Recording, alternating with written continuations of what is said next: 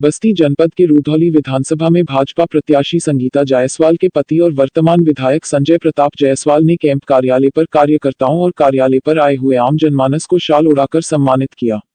संजय ने प्रेस वार्ता में कहा कि हमारी पार्टी लगातार लाभार्थी संपर्क योजना के साथ हम जनसंपर्क कर रहे हैं। वार्ता में संजय प्रताप जायसवाल ने बेबाकी के साथ सभी मुद्दों पर जवाब दिया। आइए देखते हैं मार्तंड प्रभात संवाददाता की रिपोर्ट। मैं संजय प्रताप जायसवाल, विधायक रुधौली 309 जनपद बस्ती जी। अभी कुछ तथ्य पत्रकार को लेकर के जो है चल रहा है सोशल मीडिया पर, उस पर आप क्या कहना चाहेंगे? ये सब भ्रामक माहौल पैदा कर रहे राजनीतिक साजिश के तहत। वो खुद ही प्रधान का उत्पीड़न करने गए थे जी। जांच के बहाने उससे पैसा लिया। प्रधान ने हमें बताया तो उनसे अनुरोध किया भाई इस तरीके का व्यवहार ना करें जी। लेकिन वहाँ जो प्रधान थे और उनके बीच विवाद हुआ। अब उसको बड़ा स्वरूप इसलिए दे रहे हैं कि राजनीतिक लाभ विपक्षियों को मिल सके जी। इससे ज़्यादा मुझे उस पर कुछ नहीं चाहिए। अच्छा, ये बताइए सर, आपकी वर्तमान में 5 साल गवर्नमेंट भी रही, आप जनता के बीच में जा रहे होंगे, तो क्या आपको जन समर्थन प्राप्त हो रहा है? देखिए 5 साल सरकार तो रही, लेकिन 2 साल कोरोना में चले। कोरोना में सरकार ने बहुत ईमानदारी से सेवा की। भारतीय जनता पार्टी के कार्यकर्ताओं ने जमीन पे जाके प्रवासियों के लिए राशन संसाधन उपलब्ध कराए और लोगों में उत्साह है। जो योगी मोदी के काम से संतुष्ट है उनको लेके उत्साह है और लोगों का कहना है कि जब हमारी चिंता जो कर रहे हैं हम उसके साथ रहेंगे और मोदी योगी हमारी चिंता कर रहे हैं तो हम उनका साथ देंगे और फिर से भाजपा की सरकार बनेगी उत्तर प्रदेश में, रुधौली में कमल खिलेगा। हमारी मीडिया टीम सर जो है गाँव में जब भ्रमण करती है तो लोग तो कहीं ना कहीं 5 किलो राशन 2000 रुपए की दुहाई तो देते हैं, लेकिन कहीं ना कहीं ये छुट्टा पशुओं का आरोप भारतीय जनता पार्टी पर लगाते हैं। इस पर आप क्या कहना चाहेंगे? देखिए छुट्टा पशु की रखवाली का दायित्व भी सरकार का ही है। जब से एनजीटी का निर्देश आया कि पॉल्यूशन कंट्रोल बोर्ड ने निर्देशित कर दिया कि प्रदूषण रोका जाए, तो इसमें सरकार को जो निर्देश प्राप्त हुए उसके आधार पर उनकी सुरक्षा करना सरकार का काम था और उस आधार पे पिछली सरकारों में बेचारे एनजीटी का कोई निर्देश ही नहीं था तो आराम से बेचारे खपत हो जाते थे जी। लेकिन अब सरकार ने यह भी कहा कि भाई किसानों को या पशुपालकों से कि भाई हम 900 रुपये महीना आपको देंगे जी। आप उनकी सेवा करिए,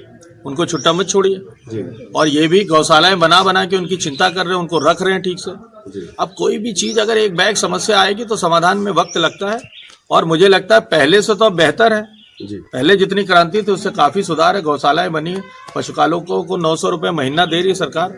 अगर वो उनकी सेवा कर रहे हैं तो सरकार उन्हें दे रही है। सबकी चिंता सरकार कर रही है, उसमें अधिकारियों की ड्यूटी लगी है।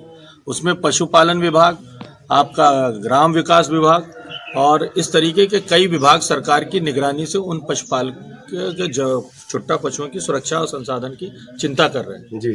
तो मुझे नहीं लगता कि ये जो चीजें हैं ये भ्रामक रूप से प्रचलित की जा रही है। विधायक चुनती है तो क्या उम्मीद लेकर वो आपको विधायक चुनेगा? देखिए जनता बड़ी है, हम जनता के सेवादार हैं। जाति पाति से ऊपर उठ के जनता ने हर बार रुधौली विधानसभा में हम लोगों को अपना आशीर्वाद दिया है और मुझे फिर भरोसा है कि अभी तक जनता के लिए हमने जो विकास की आंधी लाई है उसके बावजूद और जो कार्य रुके हैं हम उन पे काम करेंगे। अभी हमें रुधौली में नगर पंचायत बनाई, भानपुर में बनाई, अग्निशमन केंद्र बनाए भानपुर में, रुधौली में ITI रुधौली में और फिर भानपुर में स्टेडियम बनाने का हम लोग का सपना है रुधौली और भानपुर में। उसको हम लोग लक्ष्य के रूप में रख रहे हैं। सल्टौवा और मानिकचंद में हम लोग नगर पंचायत बनाने का लक्ष्य है, उसको पूरा करेंगे। शिक्षा के क्षेत्र में महिला डिग्री कॉलेज सल्टौवा या आपके साहूघाट बेल्ट में खोलने का संकल्प है, उसे पूरा करेंगे। सब स्टेशन जिससे हम 33/11 के 5-6 हम लोगों ने लक्ष्य निर्धारित किया है कि बेहतर बिजली दे पाएँ, उसका निर्माण कराएंगे। और बहुत सारी सड़कें जो किन्हीं कारणों से अभी लंबित हैं उनका चौड़ीकरण और उच्चीकरण कराएंगे। इस बार हम लोगों ने लक्ष्य रखा है कि जो सड़कों पे ज़्यादा ट्रैफिक है उनका हम चौड़ीकरण उच्चीकरण करा के अपनी सरकार से रुधौली विधानसभा के लोगों को वो तोहफा देंगे। अच्छा, युवाओं के लिए क्या योजना है आपके पास इस समय? युवाओं के लिए योजना तो धरातल पे अभी तक जो सरकार ने बनाई है उसमें सरकार ने सबसे बेहतरीन काम किया कि लोगों की शिक्षा पे ध्यान दिया।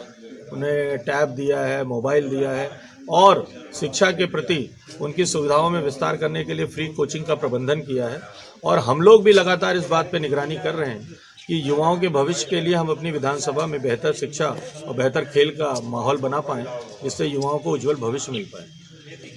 हमारे चैनल के माध्यम से आप जो है क्षेत्रवासियों को क्या संदेश देना चाहते हैं? मैं क्षेत्रवासियों से यही अनुरोध करूंगा कि भारतीय जनता पार्टी पे आपने 2014 में भरोसा किया, 2017 में भरोसा किया, 2019 में भरोसा किया, 22 में आप भरोसा करिए।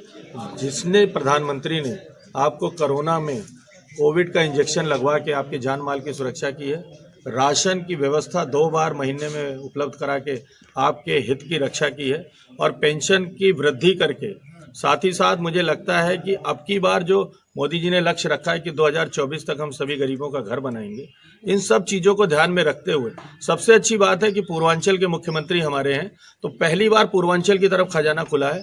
मैं लोगों से अनुरोध करूंगा कि पूर्वांचल के मुख्यमंत्री को ध्यान में रखते हुए पूर्वांचल के विकास के लिए आप सब मिल के भारतीय जनता पार्टी को ताकतवर बनाइए और 3 मार्च को कमल के निशान पे बटन दबा के दुनिया को बता दीजिए कि हमारा भरोसा भारतीय जनता पार्टी की विचारधारा पे है, कमल पे है और कमल रुधौली में अवश्य खिलेगा। आपका आशीर्वाद हमारे लिए जरूरी है।